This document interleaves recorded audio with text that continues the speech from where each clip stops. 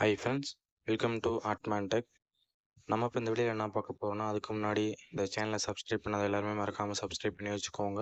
அப்போ தான் அடுத்தடுத்த இன்ஃபர்மேஷன்லாம் உங்களுக்கு நோட்டிஃபிகேஷனாக வரும். நம்ம இப்போ இந்த வீடியோவில் என்ன பார்க்க போகிறோன்னா, எல்லாருமே வந்து கோயிலுக்கு போவோம். அந்த கோயிலுக்கு போனோம் அப்படின்னா நம்ம தட்சணையாக வந்து தட்டில் போடுவோம், அப்படின்லாம் வந்து கோயில் உண்டியலில் போடுவோம்.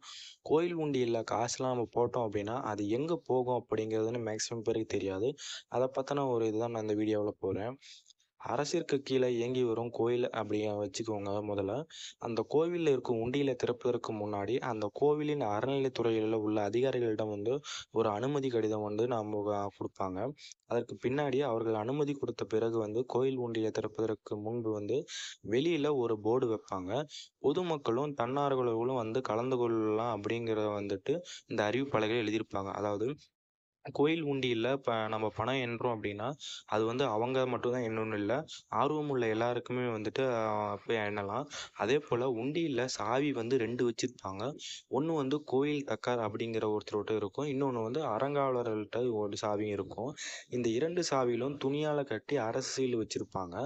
அதே போல் கோயில் உண்டியல் பூட்டிலும் சீல் இருக்கும். இதனை திறப்பதற்கு முன்பு அறநிலைத்துறையில் நிறைய அதிகாரிகள் வந்து வந்து அதனை வந்து சரி பார்த்த பிறகு தான் வந்து கோயில் உண்டியலிருந்து திறப்பாங்க. யார் இந்த காசுகள்லாம் கணக்கிடுவாங்க அப்படின்னா, யார் வேண்டுமானாலும் கோயில் உண்டியலில் உள்ள காசுகளை வந்து கணக்கிடலாம். காசுகள் எண்ணுவதற்கு முன்னாடி அவர்களின் ஆதாரங்களை பெற்றுக்கொண்டு அவர்களை பரிசோதித்து தான் வந்து உள்ளே அனுப்புவாங்க. அதே போல் தமிழ்நாட்டில் உண்டியல் காணிக்கை வரும் கோயில்கள் பல இருக்குது.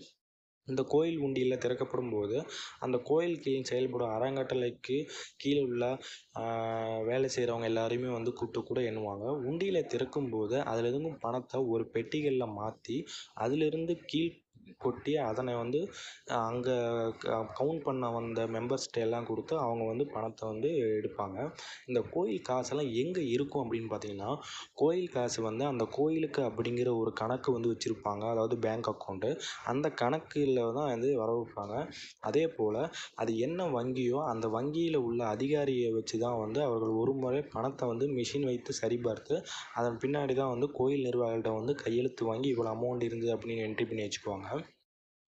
இதே வந்து உண்டியலில் இருக்கும் தங்கத்தை என்ன பண்ணுவாங்க அப்படின்னா, கோயில் உண்டியலில் இருக்கும் தங்கத்தை பிரித்து அந்த தங்கத்தை சரிபார்க்க ஒருவர் இருப்பார்.